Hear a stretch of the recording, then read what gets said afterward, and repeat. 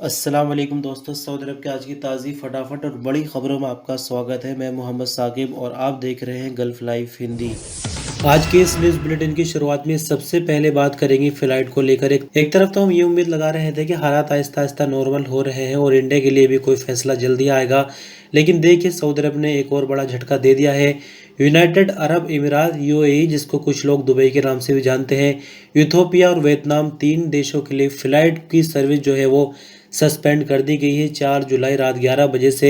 दरअसल आपको बता दें कि सऊदी मिनिस्ट्री ऑफ इंटीरियर ने शनिवार की सुबह ही नई ट्रैवल गाइडलाइन जारी कर दी, जिसके तहत इन तीनों देशों में जाने वाले सऊदी शहरियों को पहले इजाज़त लेनी होगी और बताना होगा कि उनको क्या इमरजेंसी है जो इन देशों का सफ़र करना चाहते हैं। दरअसल आपको बता दें कि ये फैसला कोरोना के बढ़ते हुए केसों को देखते हुए, साथ ही जो नए नए वेरिएंट निकल कर आ रहे हैं कोरोना के, उनको देखते हुए किया गया है।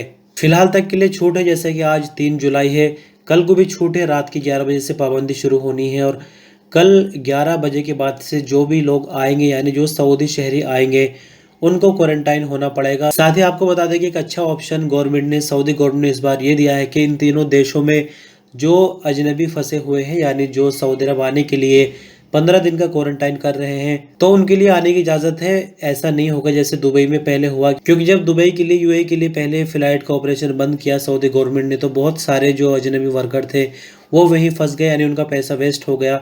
तो इसके लिए बेहतर ऑप्शन सऊदी गवर्नमेंट ने इस बार रखा है कि जो बंदे अभी वहाँ पर मौजूद हैं वो आ सकते हैं, बाकी नए बंदों के लिए कोई इजाज़त नहीं। साथ ही आपको बता दें कि अफगानिस्तान के लिए भी फ़्लाइट की सर्विस जो है बंद की गई, यानी इस खबर के मुताबिक कुल 4 देशों के लिए फ़्लाइट सर्विस रोक दी गई है। लेकिन अच्छी बात यह है कि जो लोग वाया होकर आ रहे हैं, उन 4 देशों में रुके हुए हैं, उनको आने की छूट मिली है। सऊदी अरब में अपनी फैमिली को रखने वाले एक शख्स ने जवाजात से सवाल किया कि उसने अपनी बीवी को एग्जिट एंट्री वीज़ा पर भेजा था, यानी छुट्टी लगाकर भेजा था, लेकिन अभी मैं वापस नहीं बुलाना चाहता हूँ। अब मैं अपनी बीवी का फाइनल एग्जिट लगाना चाहता हूँ, क्या ये मुमकिन है या कोई मुश्किल होगी? इस पर जवाजात का कहना है कि सऊदी अरब के कानून के मुताबिक वो लोग जो एग्जिट एंट्री वीज़ा पर सऊदी अरब से बाहर जाते हैं, उनका फाइनल एग्जिट नहीं लगाया जा सकता, यानी एग्जिट एंट्री वीज़ा को किसी भी कीमत पर फाइनल एग्जिट में नहीं बदला जा सकता। अब इसके लिए करना ये होगा कि जब जो वीज़ा का टाइम है वो पूरा हो जाए, उसके बाद अपशिट सर्विस के ज़रिए, यानी अपशिट के अंदर तवासुल सर्विस के ज़रिए उनका स्टेटस बदला जा सकता है। इसके लिए रिक्वेस्ट कर सकते हैं जवाजात से, या फिर दूसरा ऑप्शन ये है कि जैसे ही वीज़ा ख़त्म हो जाती है तो आने वाले 6 महीनों के दौरान जवाजात के सिस्टम में अपने आप ही उनका स्टेटस बदल जाएगा। लेकिन यहाँ पर एक चीज़ आपको बता दें कि सऊदी अरब के नए कानून के मुताबिक अगर कोई बंदा एग्जिट एंट्री वीज़ा को वायलेट करता है तो जीवन भर के लिए फ़िलहाल उनको बैन किया जा रहा है। लेकिन जहाँ तक फैमिली की बात है तो फैमिली का सिस्टम थोड़ा सा अलग होता है। अगर फैमिली वीज़ा से कोई बंदा जाकर वापस नहीं आता है तो वो वर्क वीज़ा पर दोबारा आ सकता है, यानी फैमिली वीज़ा और वर्क वीज़ा दोनों अलग अलग है, दोनों के रूल्स अलग है। साथ ही एक चीज़ आपको और बता दें कि अगर किसी ने अपनी फैमिली सऊदी अरब में रखी हुई है और फैमिली को एग्जिट एंट्री वीज़ा पर भेजा है और वह खुद खुरूज निहाई यानी फाइनल एग्जिट पर आना चाहता है, तो खुरूज निहाई पर जैसे ही बंदा जाता है, यानी जो फैमिली का हेड है, जो वो खुरूज निहाई पर जाएगा, तो जो भी नीचे उसके बंदे हैं उनका भी खुरूज निहाई अपने आप ही लग जाएगा।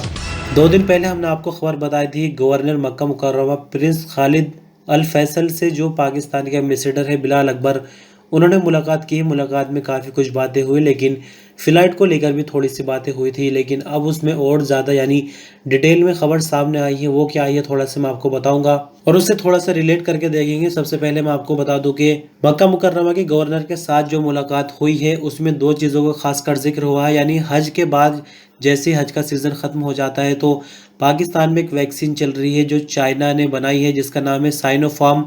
तो वो वैक्सीन मंजूर की जा सकती है सऊदी अरब के लिए, जैसे कि इंडिया की कोविशील्ड वैक्सीन है सऊदी अरब में मंजूर हो गई है, अप्रूव हो गई है। उसी तरह से जो पाकिस्तान के एम्बेसडर है वो उम्मीद ये लगा रहे हैं कि हज के बाद जो साइनोफार्म वैक्सीन है वो मंजूर हो जाएगी, उसको लगवा कर बंदे सऊदी अरब जा सकते हैं। इसी के साथ साथ 1 महीने के दौरान, यानी जैसे जुलाई का महीना है तो जुलाई के महीने के दौरान ही इंटरनेशनल फ़्लाइट यानी पाकिस्तान से सऊदी अरब फ़्लाइट खुलने की भी पूरी उम्मीद है। तो इस तरह से अभी थोड़ी सी बात सामने निकल कर आई है। पहली खबर में ये बताया जा रहा था कि जल्द ही फ़्लाइट का ऑपरेशन भी शुरू होगा, लेकिन अभी 1 महीने का टाइम दिया गया है। तो उम्मीद ये है कि अगर पाकिस्तान के साथ सऊदी अरब ऐसा करता है, यानी फ़्लाइट का ऑपरेशन खोलता है, तो उम्मीद पूरी ये लगा जा रही है कि इंडिया के साथ भी इंशाल्लाह ऐसा होगा कि फ़्लाइट का ऑपरेशन खुलेगा।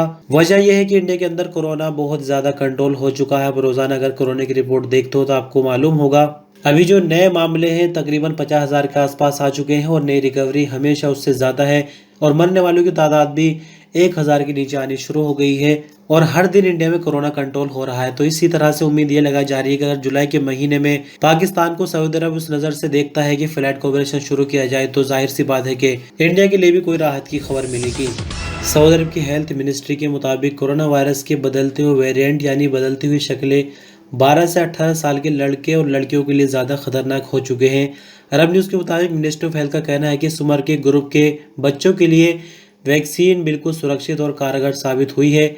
आपकी जानकारी के लिए बता दें कि इससे पहले सऊदी गवर्नमेंट ने कोरोना पर काबू पाने के लिए 12 से 18 साल के लड़के और लड़कियों के लिए कोरोना वैक्सीनेशन मुहिम को बढ़ाया था। सऊदी अरब में बीते 24 घंटों के दौरान 1,06,572 PCR टेस्ट किए गए, जिसके बाद देश भर में किए जाने वाले इन टेस्टों की कुल तादाद 2,20,00,000 से ज्यादा हो चुकी है। सऊदी अरब में अब तक 1,79,55,015 लोगों को कोरोना वैक्सीन दी जा चुकी है, जिनमें 13,52,555 बुजुर्ग लोग हैं। सऊदी अरब के एंटी करप्शन कमीशन का कहना है कि तवक्कलना ऐप में रिश्वत लेकर स्टेटस बदलने का काम करने के इल्जाम में मिनिस्ट्री ऑफ हेल्थ से संबंध रखने वाले 2 अधिकारी समेत कई एजेंट्स और जालसाजी में शामिल सऊदी शहरी और अजनबियों को हिरासत में लिया गया है। सऊदी अरब की सरकारी न्यूज एजेंसी एसपी ने control and anti corruption commission के हवाले से खबर दी है कि कमीशन की तहकीकात करने वाली कमेटी ने सोशल मीडिया पर वायरल होने वाले जालसाजी के एडवर्टाइजमेंट का नोटिस लेते हुए मुलजिमों की गिरफ्तारी के लिए कार्रवाई की थी। मुलजिमों ने सोशल मीडिया पर ऐड जारी किया था जिसमें रकम के बदले तवक्कलना ऐप पर कोरोना के हवाले से स्टेटस को बदलने के लिए कहा जा रहा था। सूत्रों के मुताबिक ईस्टर्न रीजन के मिनिस्ट्री ऑफ हेल्थ से संबंध रखने वाले 2 अधिकारियों समेत 10 लोगों को गिरफ्तार किया गया है, जिनमें एजेंट्स और रिश्वत देकर स्टेटस बदलने वाले शामिल हैं।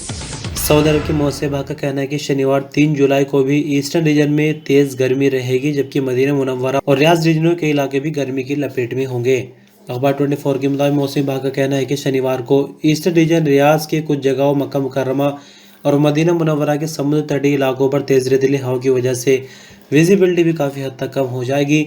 मौसम विभाग ने टेम्परेचर के हवाले से आगे कहा कि सऊदी भर में सबसे ज़्यादा टेम्परेचर हफर अल बातिन में रहेगा, जो कि 49 डिग्री सेंटीग्रेड होगा, जबकि सबसे कम टेम्परेचर 17 डिग्री सेंटीग्रेड जो कि अलसूदा में रहेगा। सऊदी मिनिस्ट्री ऑफ हेल्थ का कहना है कि सऊदी अरब में बीते 24 घंटों के दौरान कोविड-19 के नए मामले 1,338 रिकॉर्ड पर आए, जबकि नई रिकवरी 1,208 रही। 16 नई मौत हुई, जिसके बाद कुल मरने वालों की तादाद बढ़कर 7,848 हो जाती है। एक्टिव मामलों की बात करें तो इनकी तादाद 12,288 हो गई, जिनमें से 1,374 क्रिटिकल केस है जो कि हालत नाजुक की वजह से आईसीयू में है। अब तक सऊदी भर में कोविड-19 के कुल केस 4,90,464 है, जिनमें से 4,70,328 लोग कोरोना से ठीक भी हो चुके हैं। सऊदी अरब की मिनिस्ट्री ऑफ ह्यूमन रिसोर्सेज की चेकिंग टीमों ने बीते 1 महीने के दौरान रियाज रीजन की कई मार्केटों के 20,000 से ज़्यादा चेकिंग दौरे किए हैं, जिनका मकसद कोरोना एसओपीज को अमल में लाना था। सबक न्यूज़ के मुताबिक मिनिस्ट्री ऑफ ह्यूमन रिसोर्सेज की रीजनल चेकिंग टीमों ने 1 जून से 30 जून के बीच रियाद शहर और रीजन के सभी इलाकों की मार्केटों, शॉपिंग मॉल वगैरह में दौरे किए ताकि एसओपीज का जायजा लिया जा सके कि कोरोना एसओपीज पर अमल हो रहा है या नहीं। आपकी जानकारी के लिए बता दें कि कुल चेकिंग के दौरों की जो तादाद थी वो 20,732 थी। चेकिंग टीमों ने 3,741 वायलेशन पर चालान दर्ज किए हैं, जबकि 871 दुकानों और शॉपिंग मॉल वगैरह को नोटिस भी जारी किए गए हैं। आगे मिनिस्ट्री का कहना है कि चेकिंग का सिलसिला लगातार जारी रहेगा, लिहाजा सभी से एसओपीज पर अमल करने की गुजारिश की जाती है। और अंत में सऊदी अरामको के चीफ टेक्नोलॉजी ऑफिसर अहमद अल खवैतिर ने कहा कि सऊदी अरब में बीते 2 सालों से हाइड्रोजन गाड़ियों को टेस्ट किया गया है, लेकिन उन्हें सऊदी अरब की सड़कों पर कई साल पहले बाकायदा देखा जा सकता है।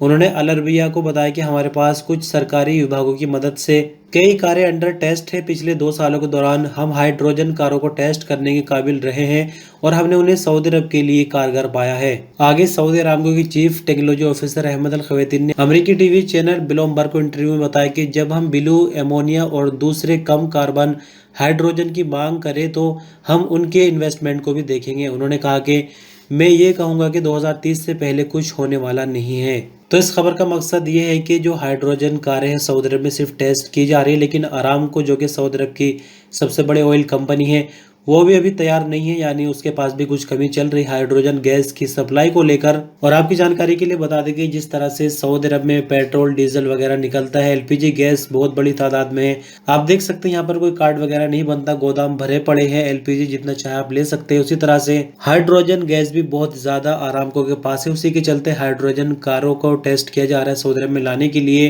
लेकिन इसके लिए भी कोई डेडलाइन नहीं, ना ही कोई क्लियर खबर है। तो दोस्तों बस इस तरह से खबरों का सिलसिला ये खत्म हो जाता है और अब हम कोशिश ये कर रहे हैं कि खबरें ज्यादा ना रखी जाए, यानी तादाद ना बढ़ा जाए 13, 14, 15, 11। सिर्फ ये देखा जाए कि कौन सी खबरें आप लोगों से रिलेट कर पाएंगी, यानी खबरें मिनिमम ही रखी जाएंगी, लेकिन ज़रूरी खबरें रखी जाएंगी। बहुत शुक्रिया वीडियो पर अंत तक बने रहे। एक छोटा सा लाइक दे सकते हैं, चाहे तो आपके दोस्तों को शेयर कर सकते हैं, चैनल में सब्सक्राइब कर सकते हैं। कोई सवाल सुझाव तो कमेंट में ज़रूर बताएं। अपना ख्याल रखिएगा। अल्लाह हाफिज़।